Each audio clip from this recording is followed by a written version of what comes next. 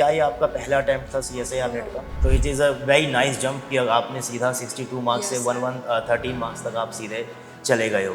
तो बहुत सारे बच्चे इसमें भी कन्फ्यूज़न में रहते हैं कि उनको लॉन्ग नोट्स बनाने चाहिए या फिर डायरेक्टली शॉर्ट नोट्स बनाएँ। तो आपने क्या long notes, short notes hello guys and welcome back once again to the text book super coaching platform. तो पिछले कुछ दिनों से टेक्स्ट बुक सुपर कोचिंग पे चल रहा है CSIR नेट JRF का रिजल्ट सेलिब्रेशन और आप सभी लोगों ने देखा इस बार कितने सारे अचीवर्स रहे टेक्स्ट बुक सुपर कोचिंग से। काफ़ी सारे बच्चों ने इस एग्ज़ाम को क्रैक किया। आज हमारे साथ यहाँ पर दीपशिका है जिन्होंने इस एग्ज़ाम के अंदर 73 JRF के अंदर 73 रैंक ऑल इंडिया रैंक यहाँ पर हासिल की है। तो आज वो जुड़े हमारे साथ और इस सेशन के अंदर आप लोगों के साथ कुछ बातें हम लोग मिलकर करेंगे ताकि आप लोग भी मोटिवेट हो सकें किस तरीके से आपको प्रिपरेशन करनी चाहिए, एक आइडिया आपको उसके बारे में लग सके। तो सेशन को शुरू करने से पहले I welcome you Deepshikha to this particular session. Thank you, sir, giving this opportunity. And I am feel very proud. And my name is Deepshikha Singh, and I belong to UP.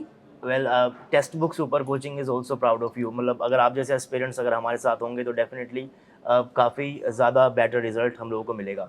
तो सबसे पहला question आपसे मेरा यही है कि जब आपने अपनी रैंक पहली बार देखी, सो व्हेन Yes, जब आप रिजल्ट अपना चेक कर रहे थे उस लिस्ट में जब आपका नाम था तो कैसा लगा आपको वो नाम देख कर? राइट, सर नाम देख के बहुत अच्छा लगा सर। मुझे पता था कि सर मेरा JRF हो जाएगा, पर अंडर 100 रैंक ये सर अनएक्सपेक्टेड था। तो सर सो डेफिनेटली काफ़ी प्राउड था। खुशी आपको हुई होगी। Yes sir. तो व्हाट वी वांट कि ना ये जो प्रिपरेशन की जो रिजल्ट आने के बाद जो खुशी होती है, सब खुशी अगर बाकी सब स्टूडेंट्स को भी हमको देनी है तो डेफिनेटली एक स्ट्रैटेजी आपने फॉलो यस की सर। होगी, हाँ राइट? तो उसी स्ट्रैटेजी के ऊपर आज बेसिकली हम इस सेशन के अंदर बात करेंगे। सबसे पहला सवाल ये कि क्या ये आपका पहला अटेम्प्ट था CSIR नेट का? सर ये मेरा थर्ड अटैम्प्ट था। फर्स्ट अटैम्प्ट में 62 मार्क्स थे, सेकेंड में 65 थे। तो सर मैं काफ़ी डिमोटिवेट हो गई थी। ओके। फिर मैंने स्ट्रेटजी अपनी चेंज की, जिसकी वजह से सर मेरे इतने अच्छे मार्क्स और आए। फाइनली इस अटेम्प्ट में आपने कितना स्कोर किया? सर टोटल मार्क्स मेरे 113.5 है। ओके, तो it is a very nice jump कि आपने सीधा 62 मार्क्स से यस सर। 13 मार्क्स तक आप सीधे चले गए हो। सो मतलब ये जो आपने एक जंप लिया है, ऑफ कोर्स ये ऑल ऑफ अ सडन नहीं हुआ होगा या फिर ऐसा तो नो नहीं है सर। कि रात में आपने कोई दवाई खाई होगी और सुबह आपका एकदम से ऐसा हुआ होगा। Yes so sir. प्रॉपर आपकी एक प्लानिंग रही होगी, right? So during the preparation क्या स्ट्रैटेजी आपने फॉलो की इस बार? सर पहली मेरी स्ट्रेटजी ये थी कि मैं कोई भी चैप्टर सर शुरू करने से पहले एक माइंड मैपिंग बनाती थी, और उस मतलब कॉपी पे मैं लिखती थी कि मुझे कितने उसकी फार्मूला पहले से नोन है, कितने कॉन्सेप्ट है, उसको वन लाइनर में बना लेती थी। फिर देखती थी कि कुछ अगर मैं भूल गई हूँ तो फिर मैं उस चीज़ पे फोकस करती थी सर। ओके, और बहुत सारे बच्चे इसमें भी कन्फ्यूज़न में रहते हैं कि उनको लॉन्ग नोट्स बनाने चाहिए या फिर डायरेक्टली शॉर्ट नोट्स बनाएँ। तो आपने क्या long notes, short no notes सारे सर, मैं प्रिपेयर किए शॉर्ट थे? नोट ही बनाती थी। कोई भी चैप्टर कंप्लीट होता था उसके बाद मैं सर 2 या 3 पेज ब्लैंक छोड़ देती थी। फिर उसके बाद मैं वन लाइन ही कॉन्सेप्ट ऐसे लिखती थी, या कोई क्वेश्चन है जो बहुत इंपॉर्टेंट है जिसमें कुछ नए कॉन्सेप्ट यूज है, तो वो सीधे मैं क्वेश्चन ही लिख लेती थी सर, जिससे मुझे बहुत फ़ायदा हुआ फिर लास्ट में। सो बेसिकली आप एक चैप्टर को पूरा कंप्लीट करते थे, यस पूरा सर। आराम से आपने नोट्स बनाए। उसके बाद में आपने उसी चैप्टर को 2 या 3 पेज के अंदर समराइज़ कर दिया। तो एक एक अच्छी चीज़ है, आप लोगों को भी इन चीज़ों को फॉलो ज़रूर करना चाहिए।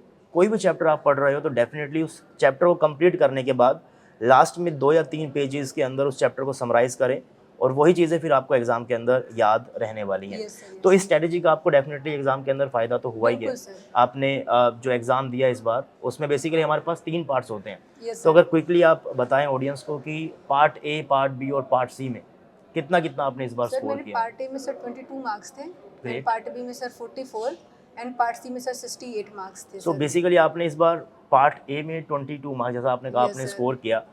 जनरली स्टूडेंट्स पार्ट ए में स्ट्रगल करते हैं ना, वो इस पार्ट में इतना स्कोर नहीं कर पाते हैं। Yes sir. तो क्या उन बच्चों को आप क्या कहना चाहोगे? क्या पार्ट ए स्कोरिंग नहीं, अगर कोई पार्ट ए बिल्कुल ऐसे सर लीव कर दे रहा है तो वो बहुत गलती कर रहा है सर, क्योंकि पार्ट ए ऐसा है ना कि अगर आप या तो मैथमेटिक्स ग्राउंड से हैं या बायोलॉजी ग्राउंड से हैं, तो आप 6 to 7 क्वेश्चन ऐसे लॉजिकल होते हैं ना, वो आप उसको सॉल्व कर सकते हैं। तो इसलिए मतलब कि पार्ट ए करना कंपलसरी, हम तो ये कहेंगे कंपलसरी ही है। तो सर जैसे उसमें पार्ट ए का जो होता है, पार्ट ए भी उतना ही इंपॉर्टेंट रखता है जितना तीनों रखते हैं। ऑफ कोर्स, और वैसे भी पार्ट ए से आप मैक्सिमम 30 मार्क्स तक स्कोर कर सकते हो। 22 मार्क्स दीपशिका ने इस बार स्कोर किया। हम यस सर। जनरली हर सेशन में कहते हैं कि आपको पार्ट ए को ज़रूर देखना चाहिए। 7 to 8 क्वेश्चंस ईजी आते हैं, बट आज यस सर। शायद आपके सिलेक्शन को देखकर बच्चे इस चीज़ को सीखेंगे और पार्ट ए को भी अटेम्प्ट करने की वो यहाँ पर ज़रूर कोशिश करेंगे। Yes, sir. अच्छा, केमिस्ट्री की बात करते हैं, पार्ट बी और पार्ट सी, जिसमें आपको केमिस्ट्री के क्वेश्चंस देखने को मिलते हैं। Yes, sir, yes, sir. Physical भी आता है, ऑर्गेनिक भी आता है, इनऑर्गेनिक भी आता है। तो क्या आपने इस बार तीनों ब्रांचेस के ऊपर इक्वली फोकस किया या फिर आपने यहाँ पर भी नहीं, स्ट्रेटेजी इस बार बनाई थी? सर मेरा फिजिकल और इनऑर्गेनिक पे 95% तैयारी थी, पर ऑर्गेनिक में केवल मैं 30% ही तैयारी कर पाई थी। लेकिन खाली 2 ब्रांचेस से भी आपने इस एग्ज़ाम को इजीली अगर क्रैक आप किया। सर क्योंकि मैं ऑर्गेनिक में अगर मैंने कम मेहनत की थी तो मैं उसका मतलब बेनिफिट में इसमें ली कि मैं उसके जगह पे मैं पार्ट ए पे ज़्यादा फोकस कर पाई, उस टाइम को मैं यूटिलाइज की पार्ट ए को सॉल्व करने में कि जैसे सो डेफिनेटली अगर अगर आपने मेहनत की है, अगर आपने सब्जेक्ट्स को पढ़ा है, कोई भी यस आपका सर, अगर एक ब्रांच वीक है, अगर आपका यस ऑर्गेनिक सर, वीक है, तो उतना टाइम आप पार्ट ए को पार्ट डेफिनेटली ए दे को दे सकते हो। सकते हैं। And if you are choosing physical chemistry तो पार्ट ए को तो फिर आपको ज़रूर करना चाहिए, बिल्कुल। बिकॉज ऑलमोस्ट सारी मैथमेटिक्स तो आपके पास वहाँ पर भी ऑलमोस्ट आ ही जाती हैं। Yes sir. अच्छा, तो अगर हम बात करें ये तो आपने जब एग्ज़ाम देने के लिए आप पहले गए तो आपने पूरी प्रिपरेशन की, जैसा आपने कहा कि आपका थर्ड अटैम्प्ट था, right? Yes is it sir. Your third attempt, है ना? Yes sir. ठीक है, तो थर्ड अटैम्प्ट अगर आपका है तो आपने पहले भी प्रिपरेशन की हुई थी, चीज़ें आपके पास थी। ये तो प्रिपरेशन करने के दौरान आपकी स्ट्रेटजी हो गई, लेकिन द मोमेंट जब आप एग्ज़ाम हॉल के अंदर गए, यस सर। एग्ज़ाम देने के लिए आप बैठे, तो वहाँ पर आपने कैसे चीज़ों को मैनेज किया? टाइम कैसे बेसिकली आपने वहाँ मैनेज किया? सर एग्जामिनेशन से पहले सर जो मेरा टाइम था सर, तो वो मैं एक महीने पहले मैं एक टारगेट बना ली थी कि 1 आवर के अंदर मैं पार्ट सी को कैसे मतलब कि करूं। ओके, मतलब आपने एग्ज़ाम से पहले ही काफ़ी बार पार्ट पार्ट सी सी को पे ही करके देखा। टारगेट की थी कि पार्ट सी में हम 1 आवर के अंदर मैं 25% अटेम्प्ट कर पा रही हूँ कि नहीं कर पा रही हूँ। तो जब मैं ऐसे कर ले रही थी तो जब मैं एग्जामिनेशन हॉल में गई तो 1 आवर के अंदर मेरे पार्ट सी हो गए सर। सो दैट मीन्स अगर आप प्रैक्टिस करोगे, मॉक टेस्ट अगर यस आप सर। लगाओगे, टाइम अगर आप अपना मैनेज पहले से ही करोगे, तो उसका रिफ्लेक्शन कहीं ना कहीं आपको एग्ज़ाम के अंदर भी यस डेफिनेटली सर। दिखेगा। मॉक टेस्ट और टेस्ट सीरीज मैं जो मेरा 2 अटेम्प्ट से जो नहीं हुआ उसमें यही ड्रॉबैक था कि सर मैं उस टाइम टेस्ट सीरीज ज्वाइन नहीं की थी। चलिए वैसे मैं तो टेस्ट नहीं लगाती थी, लगता था कि टाइम वेस्ट है। काफ़ी बच्चे ये सोचते हैं कि 3 घंटे कैसे, पर इस बार मैं पूरा तो 6 to 7 ही मैंने टेस्ट सीरीज मैंने फुल लेंथ में दी थी सर। और जो टाइम था उसमें मैं केवल पार्ट सी को सर टारगेट करती थी कि चलो कोई बात नहीं, अगर मैं पूरा टेस्ट नहीं दे पा रही हूँ, नंबर ऑफ टेस्ट नहीं दे पा रही हूँ, तो कम से कम मैं पार्ट सी को अच्छा कर लूँ सर, इसलिए इसीलिए हम लोग भी कहते हैं कि मॉक टेस्ट काफ़ी ज़्यादा कंपलसरी है इंपॉर्टेंट सर। होते हैं, काफ़ी इंपॉर्टेंट होते हैं। आपको लगता नहीं है, बट यहीं से ही आपकी स्पीड बनती है, आपकी एक्यूरेसी बनती है कि आप कितना एक्यूरेटली आप चीज़ें कर पा रहे हो। अच्छा, जब आप मॉक टेस्ट दे रहे थे, तो क्या मॉक टेस्ट को देने के बाद जो आपका फाइनल रिजल्ट आता था, उसको एनालाइज भी आपने किया होगा, यस राइट? सर। कि आप किस टॉपिक में स्ट्रॉन्ग हो, किस टॉपिक में वीक हो, उसका भी बेनिफिट रहता है बिल्कुल एग्ज़ाम में? बिल्कुल। अगर हम जिस टॉपिक में हमारा सर ये रहता था कि मैं इसमें गलती कर रही हूँ, उस टॉपिक को सर नोट्स करना और उस पर और ज़्यादा प्रैक्टिस करना।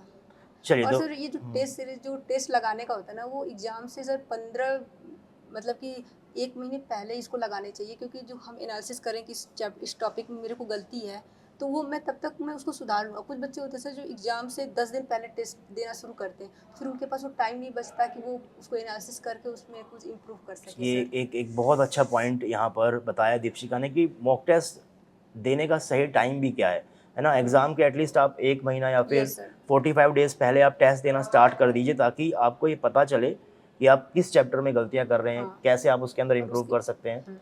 एंड फाइनली फिर आपके पास इम्प्रूवमेंट का टाइम भी होना चाहिए कि आप यस उसको सर। इम्प्रूव भी कर सको। यस चलिए, तो सर। एग्ज़ाम हॉल में इस बार आपने सबसे पहले किस पार्ट के ऊपर आपने इस बार सर फोकस किया? इस बार मैंने पार्ट ए को सर पहले अटेम्प्ट किया। सबसे और पहले पार्ट यस ए से सर। आपने पेपर और स्टार्ट किया। 35 मिनट के अंदर सर मेरे 12 क्वेश्चन अटेम्प्ट हो गए थे सर। ग्रेट। उसके बाद सर मैं पार्ट सी पे गई। और पार्ट सी पे सर जब फर्स्ट राउंड मैंने क्वेश्चन देखा तो सर मेरे केवल 18 क्वेश्चन अटेम्प्ट हुए थे। फिर दोबारा सर फिर से मैं ऐसे मतलब कि क्वेश्चन लगाना शुरू की, तो फिर 22 क्वेश्चन हुए। फिर देन मैं और पार्ट बी लास्ट में पे गई। आपने पार्ट बी पे गए।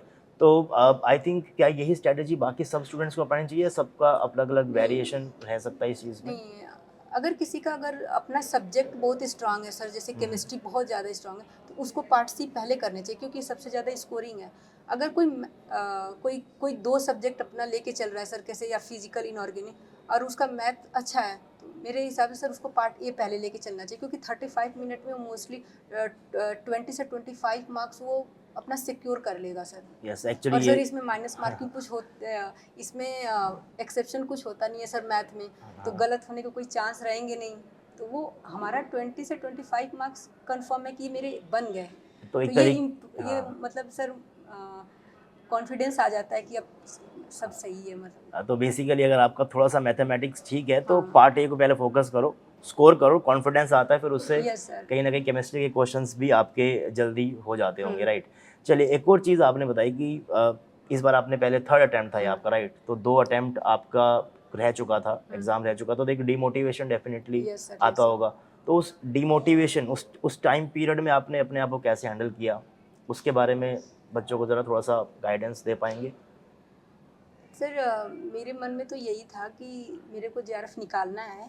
ये थर्ड अटेम्प्ट है या फोर्थ अटेम्प्ट है ये मायने नहीं रखता। अगर आप स्ट्रेटजी चेंज करते हो और बहुत ज़्यादा अगर मेहनत करते हो अपने सब्जेक्ट पे, तो आप डायरेक्ट विदाउट नेट से रैंक होल्डर बन सकते हो, जैसे मैंने करके दिखाया है। मेरे 65 मार्क्स थे, उसके बाद मैं अप्रॉक्स डबल मार्क्स इंक्रीज की हूँ। तो ये है कि आप स्ट्रेटजी चेंज करिए और अपने आप को डिमोटिवेट मत करिए कि मेरा नहीं होगा।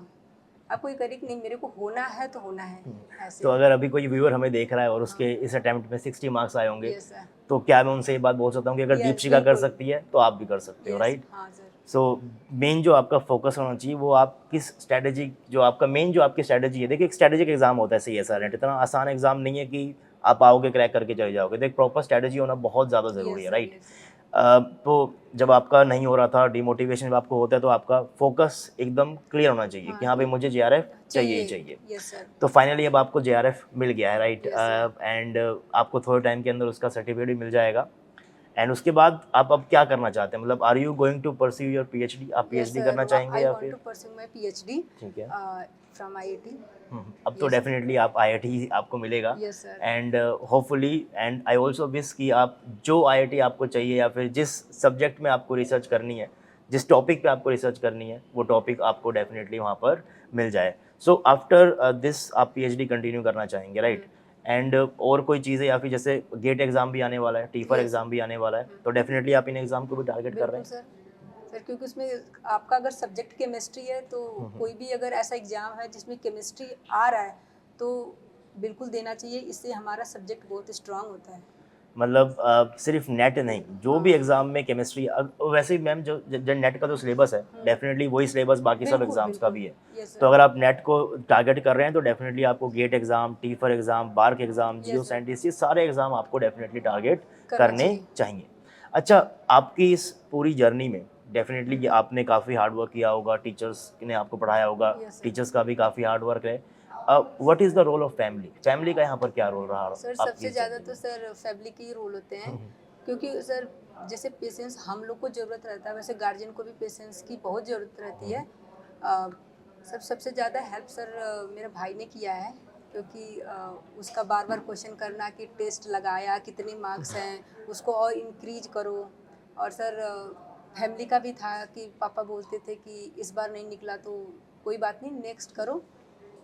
इस चलिए, वजह से तो मतलब स्पेशल पॉजिटिव थैंक्स। था सर। हाँ। पॉजिटिव था मेरे लिए, मतलब फैमिली का रोल कि आप कर रही हो तो करो, एक दिन होगा सर, बस कंटिन्यूटी बनाए रखना। चलिए ऐसे। बिल्कुल, तो एक स्पेशल थैंक्स आपके भाई को ही बनता है। Yes, text sir. Book super coaching को आपने इतना प्राउड फील कराया, Yes, sir. उसमें कहीं ना कहीं रोल आपके भाई का भी रहा होगा, राइट? तो ऐसा कुछ है, मतलब जैसे कि हम अब सेशन को एंड की तरफ हम बढ़ रहे हैं, तो ऐसी कोई चीज़ है जो आप इस वक्त, जो एस्पिरेंट्स है, जो बच्चे इस एग्ज़ाम की तैयारी कर रहे हैं, उनको फाइनली आप बोल कर जाना चाहते हो कि हाँ भाई ये चीज़ें ज़रूर करनी चाहिए? सर अगर किसी का ये सेकेंड या थर्ड अटेम्प्ट है तो अगर किसी का मतलब, तो उसको अपनी स्ट्रेटजी चेंज करनी चाहिए। यस, मतलब ऐसा भी मैंने कई बार सुना है कि मेरा एक बार नहीं हुआ, 2 बार नहीं हुआ, शायद मैं एग्ज़ाम वो को कर ही नहीं स्ट्रेटजी पाऊंगा। चेंज करिए, बिल्कुल होगा।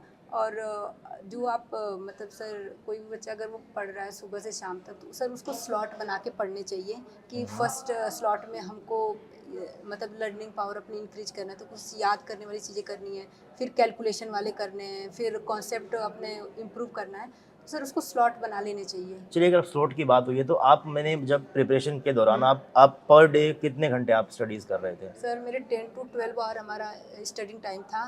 सुबह 7 to इवनिंग 9:30। तो पूरा आपने एक पूरा अपना टाइम टेबल शेड्यूल आपने बना यस रखा सर। था। Yes sir.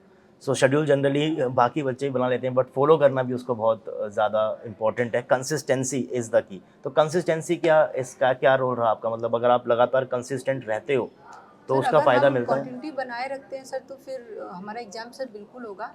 और अगर हम एक दिन पढ़ के फिर 2 दिन नहीं पढ़ते, फिर सोचते हैं कि ये कॉन्सेप्ट, तो फिर वो कॉन्सेप्ट उसको हम फिर फॉरगेट कर जाएंगे सर, याद नहीं रहेगा वो चीज़ें यस, हमको। तो वो चीज़ों को माइंड में रहना भी है। जब आप जिस दिन एग्ज़ाम देने जा रहे हैं, वो सारे कॉन्सेप्ट आपको याद है कि नहीं है, माइंड में रिटेन है कि नहीं है, वो सब चीज़ें बहुत ज़्यादा इंपॉर्टेंट रहती है और उसके लिए yes sir. Consistency I think सबसे ज़्यादा इंपॉर्टेंट रहेगी। तो काफ़ी ज़्यादा हार्ड वर्क आपने किया, दिन में 10-10, 12-12 घंटे यस आपने सर। पढ़ाई की एंड फाइनली आपको उसका अवार्ड भी मिला है ना? फाइनली आपको जेआरएफ का टिकट भी मिला है। So I yes. Really wish, text book super coaching की पूरी टीम ये विश करती है कि आपका जो फ्यूचर है उसमें आपको वो सारी चीज़ें अचीव करे जो भी आपका गोल है। और सर मैं एक चीज़ और बोलना चाहूँ, जो नदीम सर कहते हैं, गड़बड़ी का काम शैतान का। अगर कोई क्वेश्चन अगर एग्जाम में इजी भी आ रहा है ना, तो उसको हम 1 सेकंड में सॉल्व टिक लगा के आगे ना बढ़े, उस पे हम थोड़ा सा फोकस करें। हो सकता है हमको एग्जामिनर हमको मतलब कि मतलब कि डिस्ट्रैक्ट करना चाह रहा हो, तो उस पे भी टाइम दें और तब उसको सॉल्व करें। तो इससे हम माइनस मार्किंग से बचेंगे, क्योंकि हम लास्ट 2 अटेम्प्ट जो हमारा था उसमें हमारा सर बहुत ज़्यादा सर सिली मिस्टेक हो गए थे। तो इससे मैंने ये सीखा कि अगर आसान भी क्वेश्चन आ रहे हैं तो उस पर भी आपको टाइम देने चाहिए थोड़े, जिससे वो मतलब 100% मतलब ये रहे कि हमारा ये 100% सही है। तो मतलब ये कि एक ही दिन आपका एग्ज़ाम है ना, 3 ही घंटे का आपका हाँ। एग्ज़ाम है, तो उस एग्ज़ाम को सिंसियरली होके यस। दीजिए, हर क्वेश्चन को ध्यान से पढ़िए, है ना? क्रॉस चेक ज़रूर करें एक बार अपने यस। हाँ। आंसर को टिक करने के बाद, राइट? एनी अदर एडवाइस जो अगर आप इनको देना चाहते हैं? अदरवाइज़ आई अगर थिंक आप सर अगर हमारा टाइम शेड्यूल सही रहा एग्ज़ाम में है कि हम 1 आवर पार्ट सी को दे रहे हैं, 35 मिनट पार्ट ए को दे रहे हैं, अगर ऐसे हम कर रहे हैं तो सर हमारा लास्ट में 30 मिनट हमारे बच जाते हैं सर, कि हम सभी क्वेश्चन को एक बार देख लें। अगर हमारा वो शेड्यूल सही है तो फिर मतलब हो जाएगा सर। चलिए, तो बेसिकली आप लोगों को प्रिपरेशन के दौरान अपना शेड्यूल बनाना चाहिए, कंसिस्टेंसी को आप लोगों को फॉलो करना चाहिए। एक स्ट्रेटेजिक एग्ज़ाम में तो स्ट्रेटेजी के साथ आपको जाना चाहिए, है ना? मॉक टेस्ट ज़रूर लगाएं 1 महीने पहले, लेकिन सिर्फ मॉक टेस्ट ना लगाएं, उसको एनालाइज भी करें यस। और जो भी आपकी गलतियाँ उससे आप सीखें और अपने सब्जेक्ट को, अपने टॉपिक को और बेहतर करें। हार्ड वर्क करते रहें। इन्होंने भी किया है और आज इनको वो हार्ड वर्क पे ऑफ हुआ है। डेफ़िनेटली आप लोगों को भी ये चीज़ें होंगी एंड आप सभी लोग बस अपनी तैयारी करते रहिए, मोटिवेटेड रहिए। ऐसे और सेशंस आप लोगों के लिए हम लेकर आते रहेंगे एंड ऐसी मोर इन्फॉर्मेटिव वीडियोज़ को देखने के लिए चैनल को ज़रूर सब्सक्राइब करें एंड वीडियो को लाइक ज़रूर कीजिएगा एंड शेयर करो अपने सभी फ्रेंड्स के साथ। आप लोगों से मिलते हैं एक और नए सेशन के अंदर।